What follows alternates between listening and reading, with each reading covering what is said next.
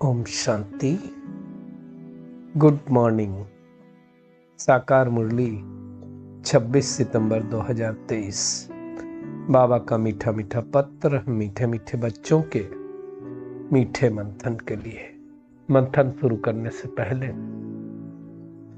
पवित्रता के सागर शिव बाबा की पवित्र किरणों के नीचे बैठ जाते हैं और अनुभव करते हैं कि मैं पवित्र स्वरूप आत्मा, पवित्रता के सागर की संतान हूं। आज थोड़ा आप सबको हमें बियर करना पड़ेगा। थोड़ा हो सकता है कहीं कहीं पे आवाज में क्लियरिटी कम हो। ये बाजा है, शरीर ऊपर नीचे होता है। तो आज की मुरली का हम शुरुआत करेंगे आज के गीत से।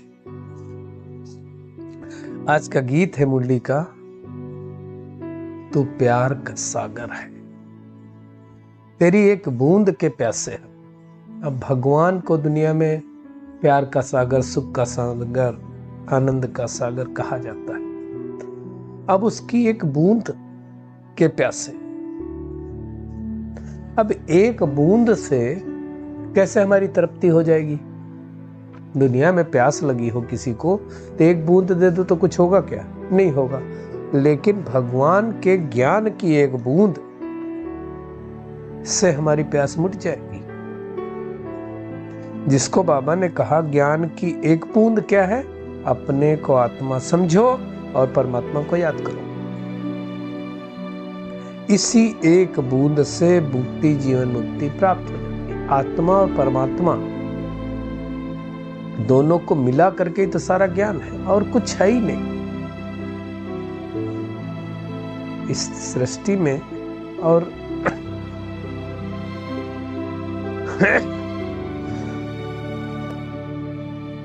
ये दोनों ही चीजें दिखती नहीं, बाकी सब दिखता, ना आत्मा दिखती ना परमात्मा दिखता, उसी का खेल है। तो ये एक बूंद है जिसके द्वारा ही तो मुक्ति मिलती है और जीवन मुक्ति मिलती है। किसी को मुक्ति मिलेगी, मुक्ति मिलना मतलब परम धाम में जाना, और जीवन मुक्ति मिलना मतलब सतयुग की राजधानी में चले जाना। तो ये एक ही बूंद काफी है। कई लोगों को आत्मा के बारे में थोड़ा सा पता चल जाता है, उसका साक्षात्कार ही हो जाता है, वही काफी होता है। तो एक बूंद काफी है। इसकी अगली लाइन है, तेरी एक बूंद के प्यासे हम, लौटा जो दिया तुमने, चले जाएंगे हम जहां से। अब भगवान की एक बूंद अगर मिल गई तो हम जहां से कहां चले जाएंगे? परम धाम चले जाएंगे। अगली लाइन है और इंपॉर्टेंट, घायल मन का पंछी, घायल मन का पागल पंछी उड़ने को बेकरार। कहां उड़ना चाहता है? आत्मा जाना चाहती है, क्योंकि दुखी है, परेशान है, शांत है। फिर है बहुत इंपॉर्टेंट लाइन है, पंख है कोमल, आंख है धुंधली, और जाना है सागर के पार। इस भव सागर के पार जाना है। पंख जो उड़ने वाले थे, आत्मा ही नहीं समझते, देह विमान में आ गए तो आत्मा रूपी जो पंख थे कट गए। इसी का दिखाते हैं कि रावण ने क्या किया, जटायु के पंख काट दिए तो उड़ ही नहीं पाता था, घायल हो गया। तो पंख है कोमल, आंख है धुंधली, आंखों से दिखाई नहीं दे रहा। आंख मतलब ज्ञान रूपी तीसरा नेत्र हमारा चला गया, तो हमको पता नहीं है, और हमें जाना है सागर पार। इस भव सागर के पार परम धाम जाना है। अब तू ही इसे समझा। कौन? परमात्मा से आत्मा कह रही कि अब तू ही इसे समझा। राह भूले थे कहां से हम, कहां से भूले थे हम राह? तो कहेंगे वैसे तो हम सतयुग में आते हैं तभी से, परमात्मा को तो तभी से भूल जाते हैं, लेकिन मैं एक आत्मा हूं, वो कहां से भूले? द्वापर युग से भूल गए। तो भगवान आकर के समझाता कि जैसे तुम देह अभिमान से आए वहां से तुम राह भूल गए, और राह जब भूले तो तुम दुखी होते गए।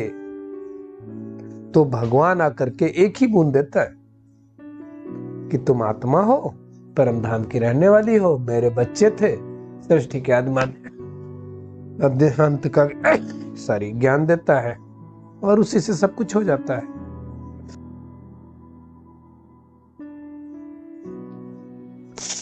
अगली लाइन है, इधर झूमती गाए जिंदगी, उधर है मौत खड़ी।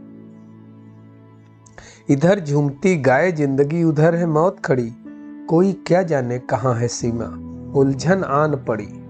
उलझन आन पड़ी, कानों में जरा कह दे कि आए कौन दिशा से, कहाँ से हम आए, कहाँ को जाएंगे। लोग कहते 3 बातें पता चल जाए कि हम कौन थे, कहाँ से आए, कहाँ को वापस जाएंगे, तो मामला सॉल्व हो जाएगा। तो उलझन है आत्मा को, इसमें जाए, इस देवी देवता को याद करे, इसको याद करे, इस धर्म में जाए, कहाँ कहाँ जाए, उलझन है।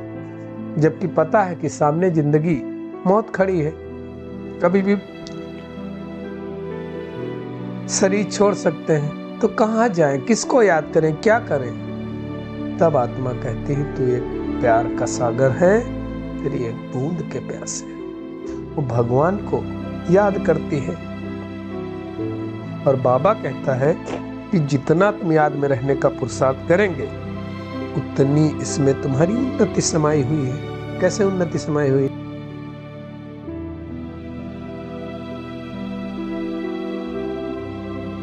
उन्नति कैसे समाई हुई है? जब हम याद करते हैं तो क्या होता है, हमारे चारों ओर प्रकंपन फैलते हैं और उन प्रकंपनों के द्वारा हर आत्मा को सुख का, शांति का, प्रेम का, जो हम संकल्प क्रिएट करते हैं उसका दान मिलता है। तो ये बहुत बड़ा दान है, बहुत बड़ा पुरुषार्थ है। बाबा कहते जब तुम किसी से मिलो भी ना, तो क्या करो, इधर उधर की बातें नहीं करो, रूहानी बातें करो। जब रूहानी बातें करेंगे तो उन्नति होती जाएगी। और दूसरों को भी सुख शांति का रास्ता बताओ। जितना तुम रास्ता बताओगे ना सुख शांति का दूसरे को, उतना तुम्हें जाफा मिलता जाएगा। जाफा मतलब इनाम। तो मेहनत करनी है हम सबको। वैसे तो देखा जाए भक्ति मार्ग का गीत है ना, ये आज थोड़ी लिखा गया है। इस गीत को, बहुत पुराना गीत है ना। ये सीमा नाम से कोई फिल्म आई थी, वो गीत है और गाया था मन्ना डे। तो ये सब पुराने गीत ऐसे लगता है जैसे बाबा ने ही बैठ करके बनवाए हैं, लेकिन अब उसको जानते नहीं, बनाने वाले भी नहीं जानते। तो बाबा कहता है कि एक बूंद अगर मिल जाएगी तो तुम परम धाम में चले जाएंगे। एक्चुअली क्या हुआ, सबसे बड़ी भूल ही है, आत्मा को भूल गए, परमात्मा को भूल गए।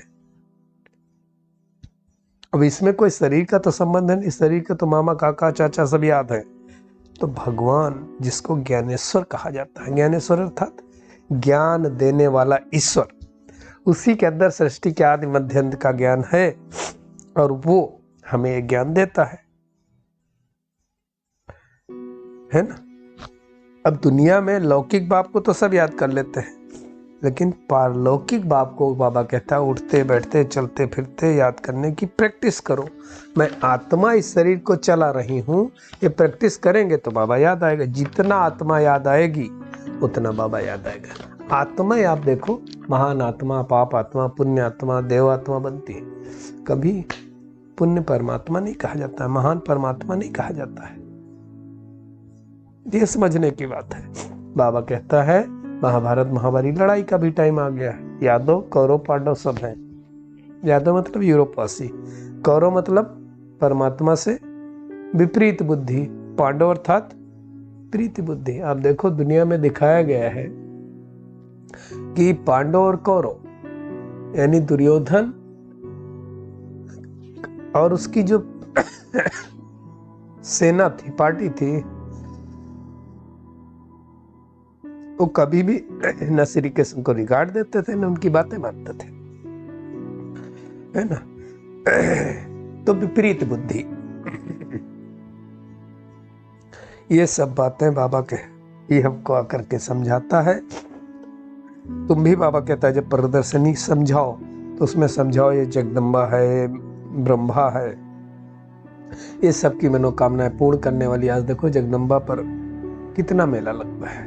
और आज फिर से बाबा ने दो बाप का परिचय देने को कहा। काफी दिनों से बाबा ये बात याद दिला रहा है कि आत्मा को दो बाप का परिचय दो, एक लौकिक बाप और दूसरा पारलौकिक बाप, है ना। बाबा ने कहा देखो सिर पर विकर्मों का बोझा बहुत है, तो विकर्म तो नष्ट करने पड़ेंगे।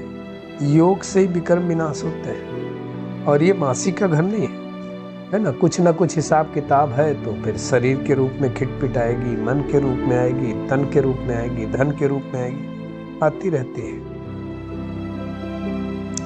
तो बाबा ने कहा बहुत सेवा करो, हर आत्मा को बाबा का परिचय दे दो। बाबा ने आज ये भी समझाया कि जो भी धर्म स्थापक आए, चाहे क्राइस्ट आए, चाहे इब्राहिम आए, चाहे बुद्ध आए, उनकी आत्मा कहाँ होगी? इसी सृष्टि पर होगी कोई ना कोई जन्म में, है ना। तो ये जो भी प्रदर्शनियां वगैरह हम करते हैं दूसरों को समझाने के लिए कहते हैं, है ना। सतयुग में क्या होगा? नेचुरल ब्यूटी होगी, 5 तत्व भी सतो प्रधान, अभी तो सब तमो प्रधान है, तो वहां शरीर भी सतो प्रधान होगा। श्री कृष्ण को कितना गोरा दिखाते हैं। बाबा ने कहा देखो सतयुग में यहाँ शरीरों को कितनी मरम्मत करनी पड़ती है, क्या क्या करना पड़ता है शरीर को लेकर के। सतयुग में कोई बीमारी नहीं होगा। सतयुग छोड़ो, अभी अगर देखो 30-40 साल पहले इतना कहाँ कोई बीमार होता था। कहीं सर्दी जुकाम हो गया 1-2 साल में एक बार, कहीं थोड़ा बुखार आ गया, जड़ी बूटी खाया, काढ़ा पिया, ठीक। आजकल क्या होता है? एंटीबायोटिक खाओ, ये करो, वो करो। बाबा ने कहा सतयुग में दांत भी नहीं टूटते हैं। फिगर खराब हो जाएगी ना, दांत टूट जाएंगे। सब 16 कला संपूर्ण रहते हैं। बाबा ने कहा कोई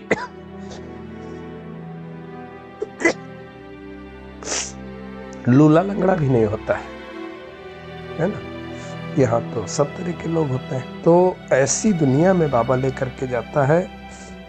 बाबा कहता है कि मैं सारी दुनिया को जैसे मैं ये और पावन हूं बना देता हूं। वहां कोई दुख नहीं होता है। सोना चांदी जवाहरात इतना होगा, पत्थरों का मौफिक बाबा कहता वहां पड़ा रहेगा। ईंटों के महल यहाँ बनाते हुए से सोने के महल बनाएंगे। और बहुत इंपॉर्टेंट बात बाबा ने कही, वहां कोई लूटेगा नहीं। वहां थोड़ी होगा कोई महमूद गजनबी आकर के लूटे ना, ऐसी आत्माएं वहां जाती ही नहीं। तो बाबा कहता है कि तुम पूरे दानी बनो।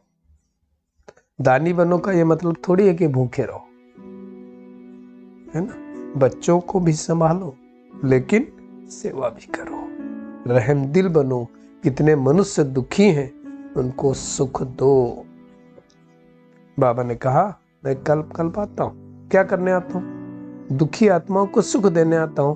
इसलिए मेरा नाम ही है दुख हरता सुख करता, यानी दुख को हरने वाला, सुख को देने वाला, सर्व का शांति दाता, सुख दाता। बाबा कहता है जितना याद में तुम रहोगे, जितना औरों को ज्ञान देते जाओगे, जितना माता पिता का सो करोगे, उतना इजाफा मिलता जाएगा, है ना। और लास्ट में बाबा ने कहा बहुत सारी आत्माओं को साक्षात्कार होगा, लेकिन किसको होगा? सच्चे दिल पर सहायता जी, जो बाबा के साथ सच्चे होंगे, पक्के होंगे, उनको ही होगा। तो पूरी मेहनत कहता है बाबा करो, पक्का पुरुषार्थ करो।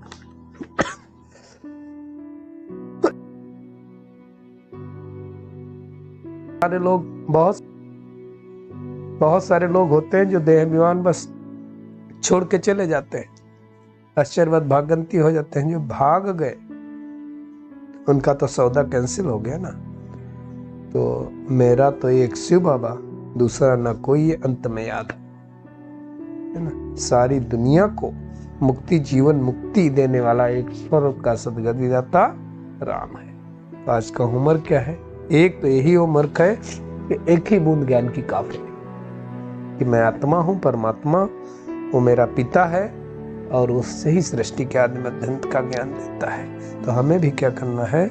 सारे विश्व को शांति का दान देना है। बाबा जैसे दुख हरता सुख करता वैसे हमें भी बनना है। एक बाबा से पूरा प्यार रखना है। देह अभिमान की बातें नहीं करनी आपस में, है ना। हमेशा जब मिलो तो क्या करो? रूहानी बातें करो, आज का बाबा का वरदान है, हिम्मत के संकल्प द्वारा माया को हिम्मतहीन बनाने वाले हिम्मतवान आत्मा भव। बाबा ने कहा जो बच्चे क्या होता है, एक बल एक भरोसा रखते हैं, हिम्मत का संकल्प करते हैं कि हमें विजयी बनना ही है, तो हिम्मते बच्चे मददे बाप का सदा अनुभव होता है। हिम्मत से ही मदद के पात्र बन जाते हैं। हिम्मत का अगर संकल्प रखेंगे तो माया हिम्मतहीन बन जाती है।